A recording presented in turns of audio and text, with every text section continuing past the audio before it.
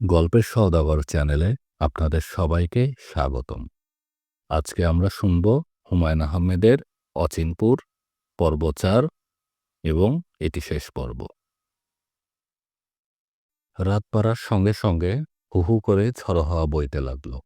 নবু মামা বিরক্ত মুখে বসে রইলেন।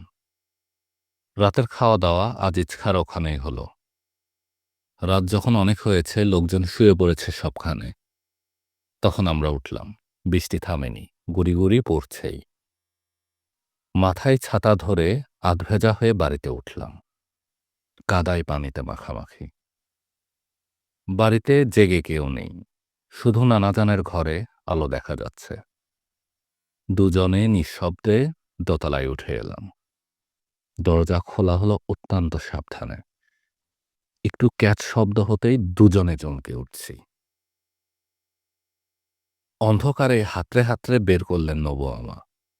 বহু কষ্ট করে চোঙ্গ ফিট করা হলো।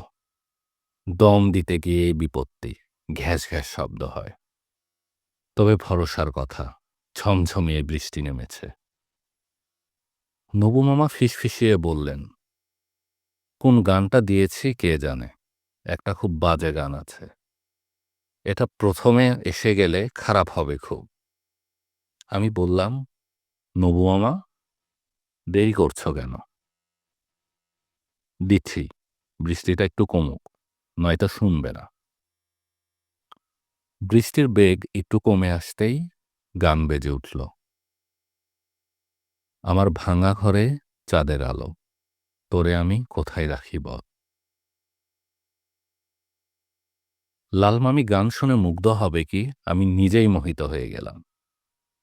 কি অপূর্ব কিন্নর কণ্ঠে গান হচ্ছে, বাইরে ঝমঝমিয়ে বৃষ্টি। আবেগে আমার চোখ ভিজে উঠল। নবু মামা ফিসফিসিয়ে বলেন, কি ব্যাপার, ভাবি আসে না যে, অরঞ্জু?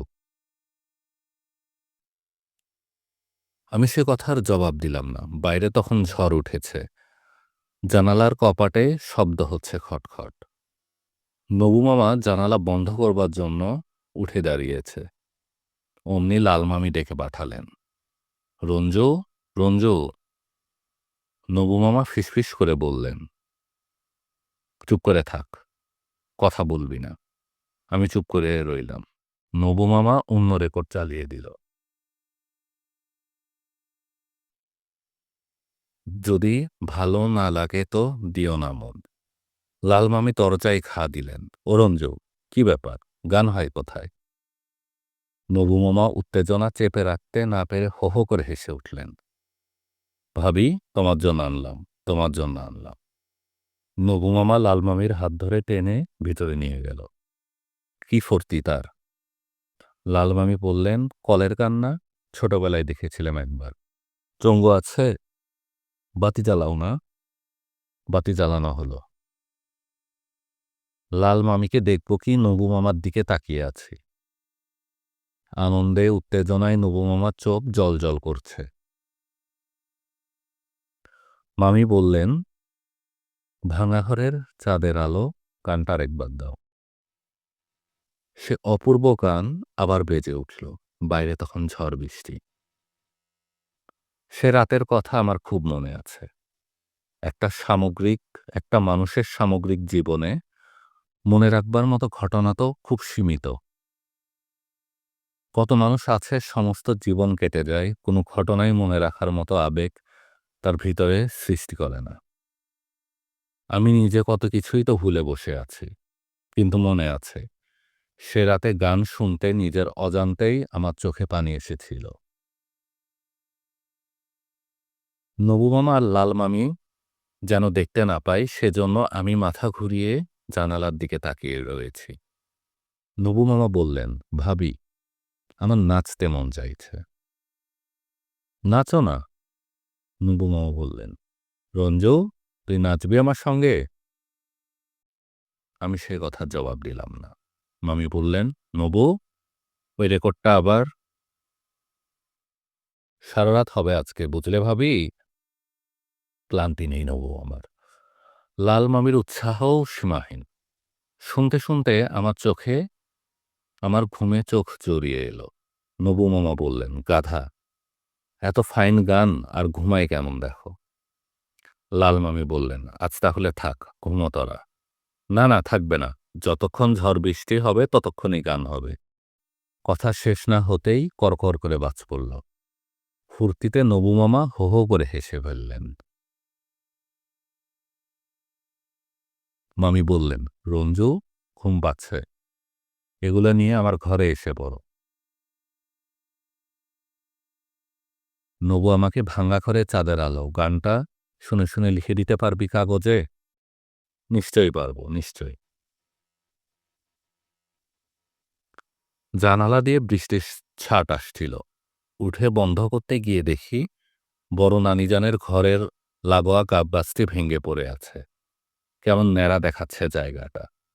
ভালোই ঝড় বৃষ্টি হয়েছে। বাতাস থেমে গেলেও বৃষ্টি পড়ছে মুষলধারে। কে জানে, গতবারের মতো এবারও হয়তো বান ডাকবে। গতবার এরকম সময়ে বাড়ি থেকে নদীর শোষ শব্দ শোনা গেছে। চাদর মুড়ি দিয়ে শুয়ে শুয়ে শুনি নবু মামা বলছেন, ভাবি, তুমিও গাও সঙ্গে সঙ্গে। না না, আমি পারবো না, তুই গা। মাটি মে পরনটা গান গা। নবু মামা হেরে গলায় গান ধরলেন। মাটি মে পরাণ, মাটি মে শ্রাবণ, মাটি মে তন মন জায়গা, সব মাটি মে মিল জায়গা। গান শেষ হওয়ার সঙ্গে সঙ্গে লাল মামি বললেন, দক্ষিণের জানালা বন্ধ করত নবু, ভিজে যাচ্ছি। নবু মামা বললেন, বাদশা ভাই কোথায়? দুদিন ধরে দেখা নেই। কোথায় কে জানে। যদি ভালো না লাগে গানটা দে, ঘুম আসছে যে আবার। ও নবু, তোর ঘুম পায় না? শুনতে শুনতে ঘুমে চোখ জড়িয়ে এলো, ঘুমোতে ইচ্ছে করছিল। শুয়ে শুয়ে গান শুনতে কি ভালোই না লাগে। ক্রমে ক্রমে বাতাসে ঝড়ের মতো বাতাসের বেগ হলো। বাড়ির লম্বা থামে বাতাসের শোষ শব্দ উঠতে লাগলো। ধরম ধরম শব্দ করে দরজা নড়তে লাগলো। উঠে দাঁড়িয়েছি, হারিকেন জ্বালাবো। অমনি সফুরা খালা ডাকলেন, রঞ্জু, ও রঞ্জু। দরজা খুলে দেখি সারা গায়ে চাদর জড়িয়ে সফুরা খালা বৃষ্টির ছাটে ফিরছেন। মৃদু কণ্ঠে, এদিকে গান হচ্ছে নাকি রঞ্জু? হ্যাঁ। নবু মামা কলের গান বাজাচ্ছিলেন। কলের গান এনেছেন নবু মামা? নবু কোথায়? লাল মামি আর নবু মামা গান বাজাচ্ছেন।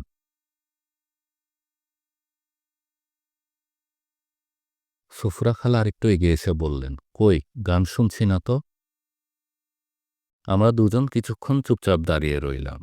সুফরা খালা অস্পষ্ট স্বরে বললেন, রঞ্জু, আমার ভীষণ ভয় লাগছে। সেই অপূর্ব বৃষ্টিস্নাত রাতে যে ভয় করবার মতো কিছু একটা লুকিয়েছিল তা আমি বুঝতে পারিনি। সফুরা খালা শীতে কাঁপছিলেন। তার মুখ দেখা যাচ্ছিল না, তবুও শুধুমাত্র তার কথা শুনেই ধারণা হলো নিশ্চয় কোথাও নিশ্চয়ই ভয় লুকিয়ে আছে। সফুরা খালা কিছুক্ষণ দাঁড়িয়ে থেকে দ্রুত চলে গেল, যেন কোনো হিংস্র জন্তু তাকে তাড়া করেছে। মাতালের মতো বেসামাল পদক্ষেপ। আমি এসে শুয়ে পড়লাম। ঘুম ভাঙল অনেক বেলায়। মেঘ কেটে গেছে, রোদ উঠছে ঝকঝকে। জানালা দিয়ে বাইরে তাকালেই মনের সব গ্লানি কেটে যায়। আরও কিছুক্ষণ শুয়ে থাকবো কিনা ভাবছি। তখন নবমামা এসে ডাকলেন, আয়, মাছ মারতে যাই, নতুন পানিতে মেলা মাছ এসেছে। ছিপ, কানিজাল ইত্যাদি সরঞ্জাম নিয়ে নৌকা করে চললাম দুজন হালদাপোতা। কিন্তু নবু মামার মাছ মারার মন ছিল না। নবু মামার ভাবভঙ্গি আমার কাছে কেমন যেন লাগলো। তিনি যেন বিশেষ কোনো কারণে পালিয়ে বেড়াচ্ছেন। বিয়ের কথা বললে কিশোরী মেয়েরা যেমন পালিয়ে গিয়ে লজ্জায় লাল হয়, অনেকটা সেই রকম। নবু মামা বললেন, রঞ্জু, আমি আর পড়াশোনা করব না। কেন? ভালো লাগে না। কি করবেন তবে? ব্যবসা করব। দেশে দেশে ঘুরে বেড়াবো। নানাজান মানবে না। আমি কি কারুর ধার ধারি নাকি? বলতে বলতে নবু-মামা ঈষৎ হাসলেন। দুপুরে খাওয়ার জন্য চিড়া আর নারকেল আনা হয়েছিল, তাই খাওয়া হলো। হলদাপোতা থেকে আমরা আরো উত্তরে সরে গেলাম। আমার আর ভালো লাগছিল না। রোদে গা তেতে উঠছে। ইচ্ছে হচ্ছে ফিরে যাই। কিন্তু নবু-মামা বারবার বলছেন, একটা বড় মাছ ধরি আগে। সন্ধ্যার আগে প্রকাণ্ড একটা কাতলা মাছ ধরা পড়ল। সুঘটিত, দেহে কালচে আঁশ, বেলা শেষের রোদে ঝকমক করছে। নৌকার পাটাতনে মাছটা ধরফর করতে লাগল। দুজনেই মহাখুশি। নবু মামা খুব যত্নে বড়শি খুলে আমার দিকে তাকিয়ে হাসল। আমি বললাম, চলুন ফিরে চলি। চল।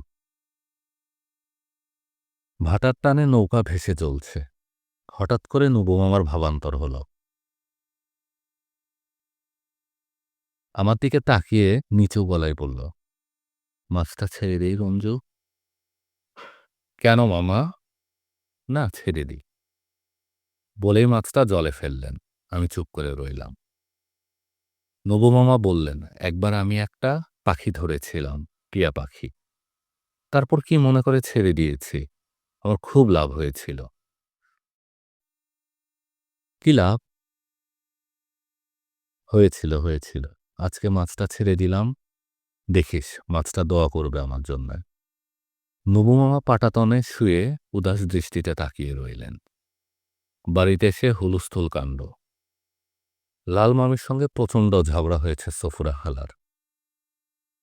লাল মামি টেনে সুফরা খালার একগোছা চুল তুলে ফেলেছেন, গাল আছড়ে দিয়েছেন।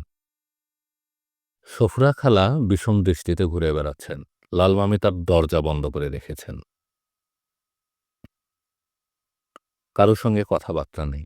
বাচ্চা মামা আধময়লা একটা পাঞ্জাবি গায়ে দিয়ে ঘুরে বেড়াচ্ছেন। মাঝে মাঝে বলছেন, সবাই যদি এলাচির সঙ্গে ঝগড়া করে তাহলে বেচারে কি করবে, কেউ দেখতে পারে না। ছোট নানিজান শুনে শুনে বিরক্ত হয়ে পড়েছেন।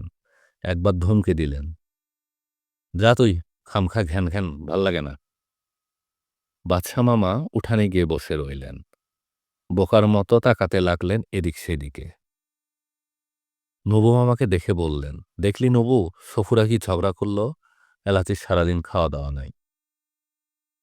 রাতের খাওয়া শেষ হতে অনেক রাত হল।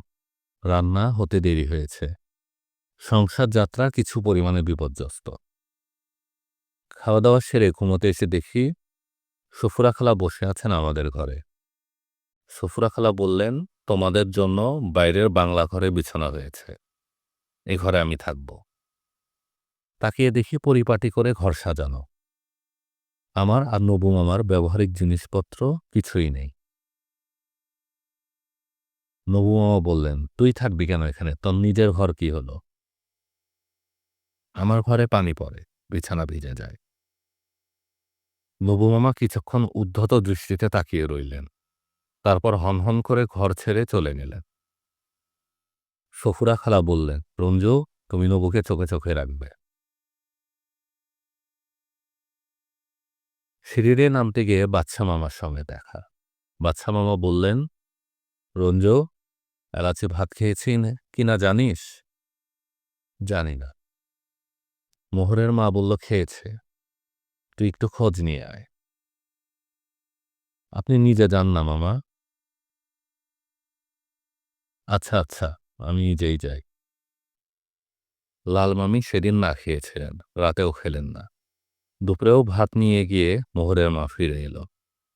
সফুরা খালা অনেক অনুনয় বিনয় করলেন। কিছু লাভ হলো না। শেষ পর্যন্ত নানাজান আসলেন। বিরক্ত ও দুঃখিত কণ্ঠে বললেন, এসব কি বউ? লাল মামি কথা বললেন না। নানাজান বললেন, খাও খাও, ভাত খাও। না, খাবো না। সমস্ত দিন কেটে গেল। সফুরা খালা কাঁদতে লাগলেন। কি বিশ্রী অবস্থা। বাদশা মামা নৌকা করে চলে গিয়েছেন শ্রীপুরে। লালমারি লাল মামির মাকে সঙ্গে করে নিয়ে আসবেন একেবারে। কানা বিবি বারবার বলে, বউয়ের কোনো খারাপ বাতাস লেগেছে, না হলে এমন হয়? মুকুন্দ ওঝাকে খবর দাও না একবার। লাল মামির মা খবর পেয়ে এসে পড়লেন। লাল মামি বলল, না, আমি কিছুতেই খাব না। এ বাড়িতে কিছু খাব না আমি। নানাজান বললেন, আচ্ছা, মেয়েকে না হয় নিয়েই যান, কদিন থেকে সুস্থ হয়ে আসুক।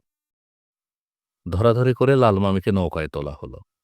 নৌকার পাটাতনে বাচ্চা মামা তার সুটকেস নিয়ে আগে থেকেই বসে আছেন।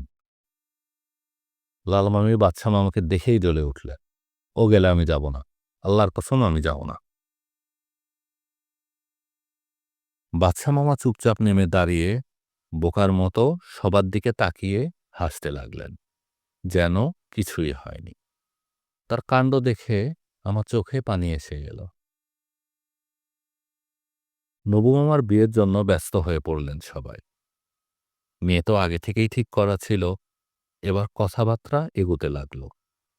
নানাজান অনেক রকম মিষ্টি, হলুদ রঙের শাড়ি ও কানের দুল নিয়ে আনুষ্ঠানিকভাবে মেয়ে দেখতে গেলেন। সঙ্গে গেলেন হেডমাস্টার সাহেব, আজিজ আলী সাহেব। আমিও গেলাম তাদের সঙ্গে। কি মিষ্টি মেয়ে, শ্যামলা রং, বড় বড় চোখ। এক নজর দেখলেই মন ভরে ওঠে। দেখে আমার বড় ভালো লাগলো। পৌষ মাসের মাঝামাঝি দিন ফেলে নানাজান উঠে এলেন। বাড়িতে একটা চাপা আনন্দের স্রোত বইতে লাগল। সবচেয়ে বেশি খুশি সফুরা খালা, হাসি হাসি মুখে ঘুরে বেড়াচ্ছেন। সবার সঙ্গে বিয়ে নিয়ে গল্প। নবু মামার কিন্তু কোনো ভাবান্তর নেই। কি হচ্ছে না হচ্ছে তা নিয়েও মাথা ব্যথা নেই। মাছ ধরতে যান, কোথাও যাত্রার খবর পেলে যাত্রা শুনতে যান। গ্রামের মাঠে ফুটবল নেমে গেছে। সারা বিকাল কাটান ফুটবল খেলে। সেন্টার ফরওয়ার্ডে তিনি দাঁড়ালে প্রতিপক্ষ তটস্থ হয়ে থাকে। শিল্ডের অনেক খেলা শুরু হয়ে গেছে।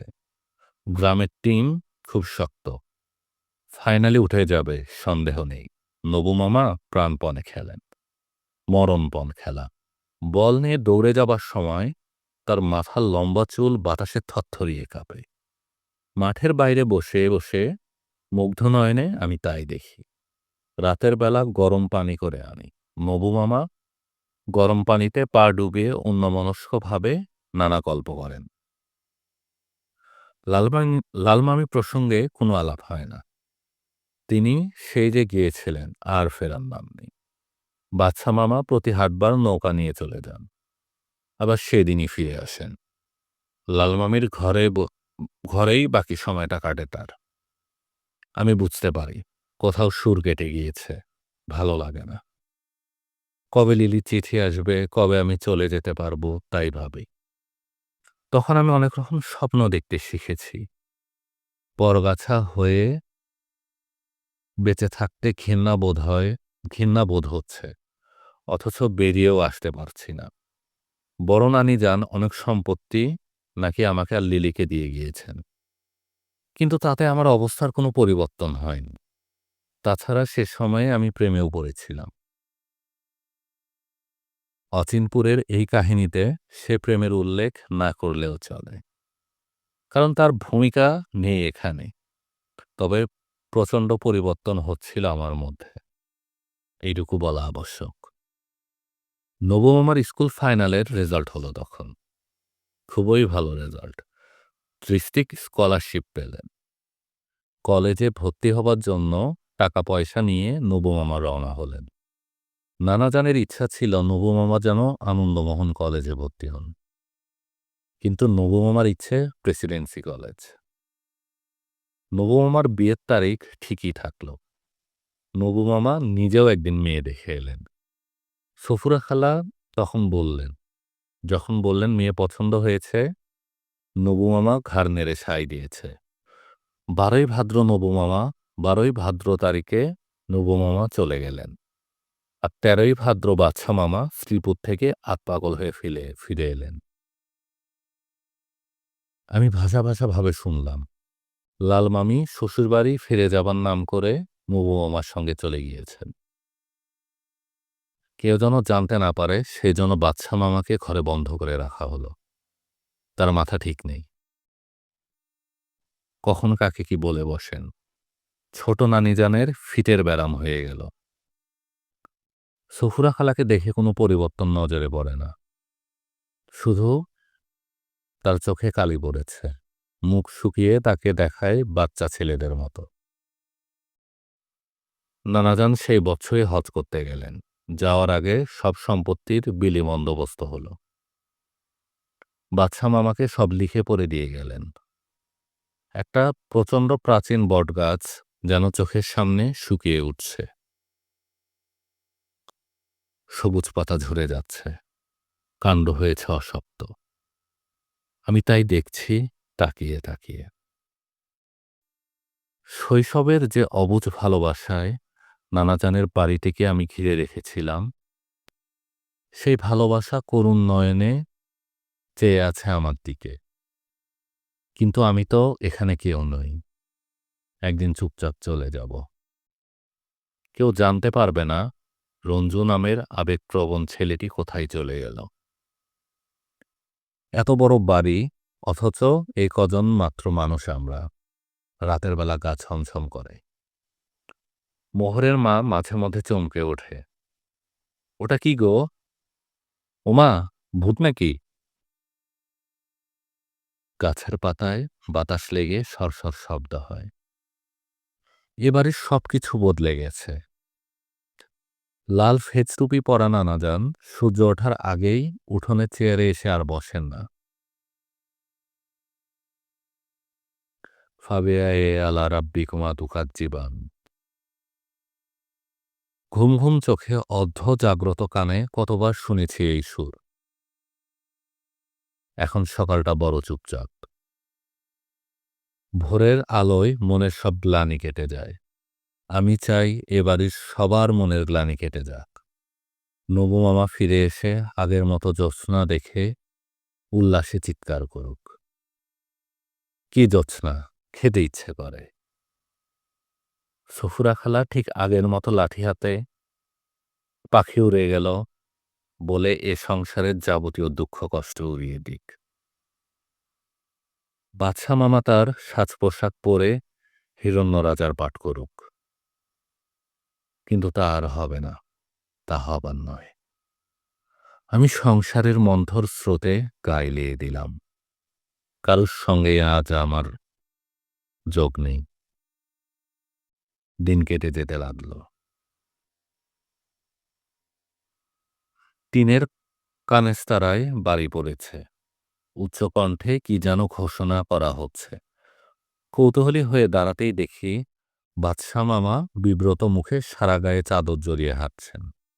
তার আগে আরেকজন টিনে বাড়ি দিয়ে উচ্চকণ্ঠে কি বলছে। আমি বললাম, কি ব্যাপার মামা? কিছু না, কিছু না। ঢোল দিচ্ছে কে, আপনি নাকি? হুম। কিসের জন্য? বাদশা মামা দাঁড়িয়ে পড়লেন, জড়িত কণ্ঠে বললেন, রহমত পাগলার জন্য ঢোল দিচ্ছি। যদি কেউ পায় তাহলে ৫ টাকা পুরস্কার। কেন, কি হয়েছে? বাদশা মামা এড়িয়ে যেতে চাইলেন, কিন্তু আমি ততক্ষণে তার হাত চেপে ধরেছি। মামা অসহায়ভাবে তাকালেন আমার দিকে। আমি দৃঢ় গলায় বললাম, বলেন, কি ব্যাপার? রঞ্জু, পাগলটারে খেদিয়ে দেওয়ার পর থেকে যত অশান্তি শুরু হয়েছে।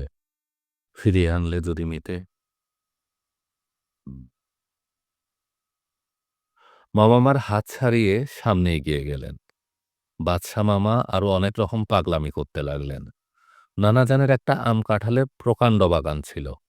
জলের দরে সেটি বেচে দিলেন। বিক্রির টাকা দিয়ে নাকি মসজিদ করবেন।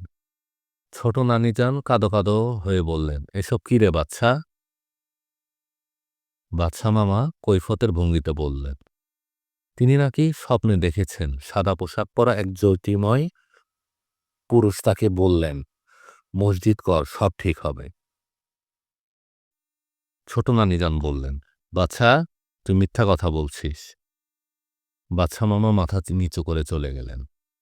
মসজিদের জন্য ইট পোড়ানো হতে লাগলো। ময়মনসিংহ থেকে রাজমিস্ত্রি আসলো। বিরাট এক মিলাদ মাহফিলের মধ্যে মসজিদের কাজ শুরু হলো। নানাজানের দুটি বিল ছিল। বিলের মাঝ থেকে পয়সা আসত বিস্তর। সেই টাকায় সংসারের খরচ গিয়েও বেশ মোটা অংশ জমত। বিল দুটি একসঙ্গে হাতছাড়া হয়ে গেল। কিভাবে হলো কেউ বলতে পারে না। নানিজান সারাদিন চোখের পানি ফেলতে লাগলেন। রহিম শেখ একসঙ্গে বেশ কয়েকটি মামলা রুজু করল। সমস্তই মিথ্যা মামলা। বাদশা মামা নির্বিকার ভঙ্গিতে বসে আছেন মসজিদের সামনে। দেখছেন কি করে ইটের পর ইট বিছিয়ে ভিত তৈরি হচ্ছে। মামলার তদবিরের জন্য ছোট নানিজানকে নিয়ে আমি যাওয়া আসা করতে লাগলাম। দীর্ঘদিন মামলা চলল। দুটিতে জিত হলো আমাদের, একটিতে রহিম শেখ পেল। নানাজান হজ থেকে ফিরে এলেন।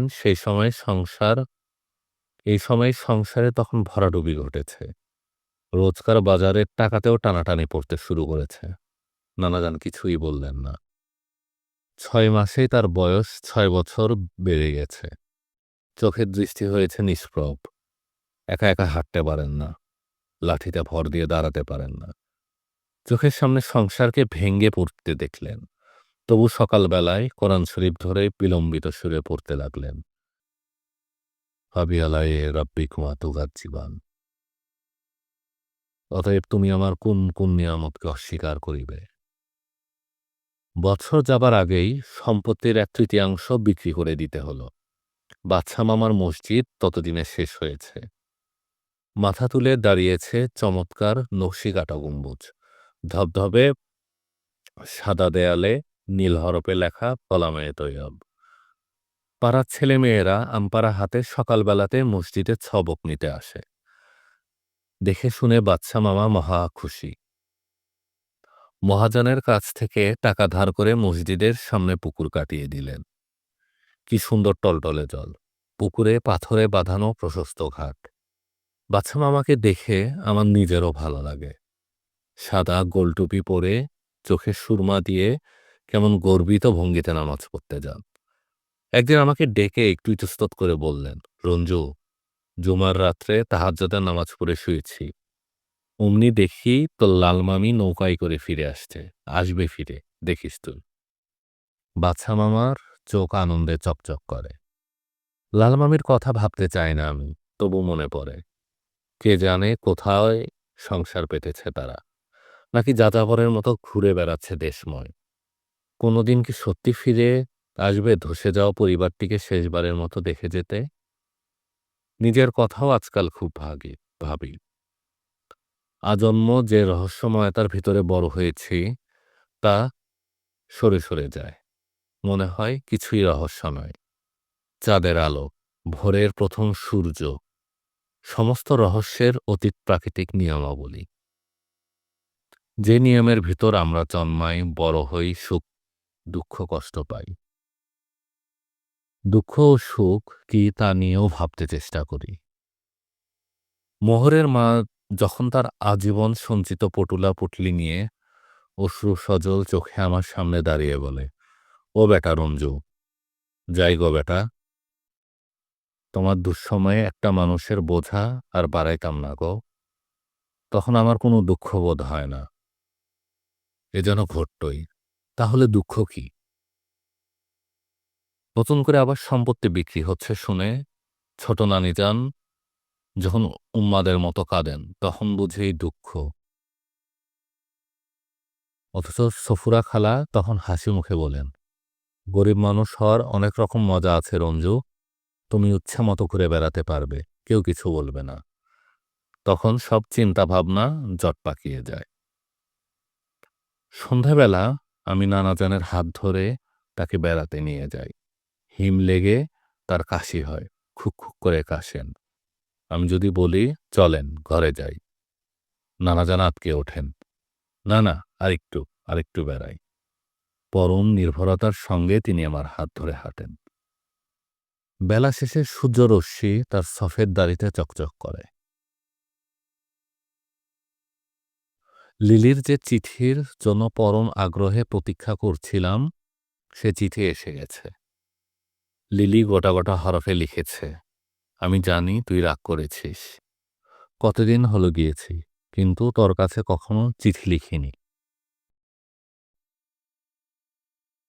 কি করব বল? এমন খারাপ অবস্থা গেছে আমার। তোর দুলাভাইয়ের চাকরি নেই। বসত বাড়িও পদ্মায় ভেঙে নিয়েছে। একেবারে ভিক্ষে করার মতো অবস্থা। কতদিন যে মাত্র একবেলা খেয়েছি। এরপর আবার তোর দুলাভাইয়ের অসুখ হলো। মরমর অবস্থা। এখন অবশ্য সব ঠিক হয়ে গেছে। তুই অতি অবশ্য এসে যা রঞ্জু। লিলির চিঠি পকেটে নিয়ে আমি ঘুরে বেড়াই। সবাইকে ছেড়ে যেতে বড় মায়া লাগে। আর শৈশব পরিচিত এ বাড়িঘর, বাচ্চা মামা, নানাজান, লাল মামি, নবু মামা, এদের সবার স্মৃতির গন্ধ নিয়ে যে বাড়ি দাঁড়িয়ে আছে, তাকে ছেড়ে যায় কি করে? আমি উদ্দেশ্যবিহীন ঘুরে বেড়াতে লাগলাম। খুব জ্যোৎস্না হলে সফুরা খালাকে নিয়ে পুকুর ঘাটে বেড়াতে যাই। সফুরা খালা বলেন, তুমি কবে যাবে রঞ্জু? যে কোনো একদিন যাব। সেই যে কোনো একদিনটা কবে হবে? একদিন। এক এক রাতে সফুরা খালা কাঁদেন।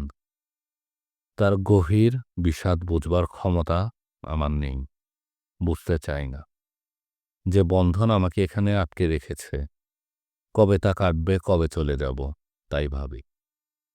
নানা জানো মাঝে মাঝে জিজ্ঞাসা করেন, তোমার যাওয়ার দিন ঠিক হয়েছে? না। তোমার আর লিলির নামে যে জমিজমা আছে, তার কি হবে? যেমন আছে তেমনই থাকবে। নানাজান কথা বললেন না। আমি জানি এই জমিটুকুই তাদের অবলম্বন। সে রাতে ভীষণ শীতই পড়েছিল। সন্ধ্যা না নামতেই ঘন কুয়াশা চারদিক আচ্ছন্ন করে ফেলল। রাতের খাওয়ার পর হারিকেন হাতে বাইরের ঘরে আসছি। হঠাৎ দেখি মামা দারুণ উত্তেজিত হয়ে দ্রুত আসছেন। আমাকে দেখে থমকে দাঁড়ালেন। রঞ্জু, দেখ দেখ। আমি তাকিয়ে দেখলাম একটু দূরে লাল মামি একটা বাচ্চা মেয়ের হাত ধরে বিষণ্ণ দৃষ্টিতে তাকিয়ে আছেন। বাচ্চা মামা বলে চলেছেন, নৌকা করে সন্ধ্যার আগেই এরা দুজন এসেছে, চুপচাপ বসেছিল। আমি মসজিদে যাব বলে অজু করতে গিয়েছি, এমন সময় লাল মামি বাচ্চা মেয়েটির হাত ধরে উঠোনে এসে দাঁড়ালেন। যে উঠোনে অনেক অনেক দিন আগে আমার মা তার দুটি ছেলে মেয়ের হাত ধরে এসে দাঁড়িয়েছিলেন। কেউ কোনো কথা বলল না। নানাজান চুপচাপ দাঁড়িয়ে রইলেন।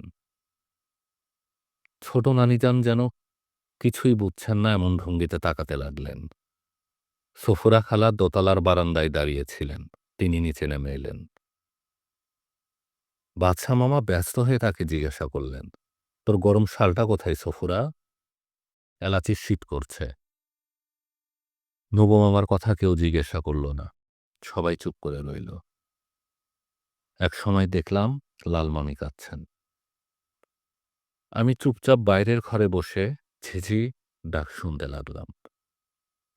অনেক রাত্রে বাদশা মামা আমাকে ডেকে নিলেন। মৃদু ভৎসনার সুরে বললেন, তোরা সবাই যদি দূরে দূরে থাকিস, তাহলে এলাচি কি মনে করবে বল? চল রঞ্জু। বাদশা মামা আমার হাত ধরলেন। বহুদিন পর লালমামির ঘরে এসে ঢুকলাম। পালঙ্কে লালমামি আতশোয়া হয়ে আছেন। তার কোলের কাছে কুণ্ডলি পাকিয়ে বাচ্চা মেয়েটি ঘুমিয়ে। আমি এসে বসতেই লালমামি একটু সরে গেলেন। আমি বললাম, কেমন আছো মামি?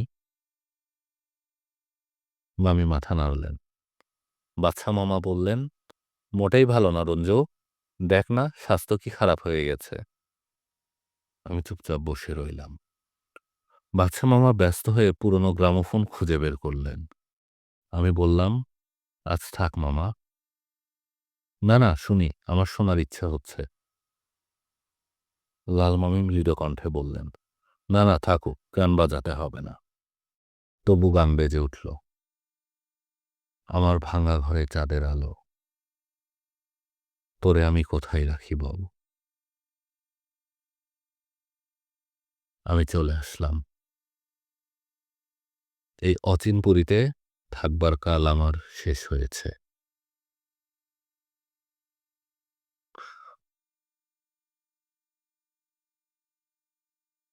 আপনারা শুনছিলেন হুমায়ূন আহমেদের অচিনপুর পর্ব ৪ এবং শেষ পর্ব।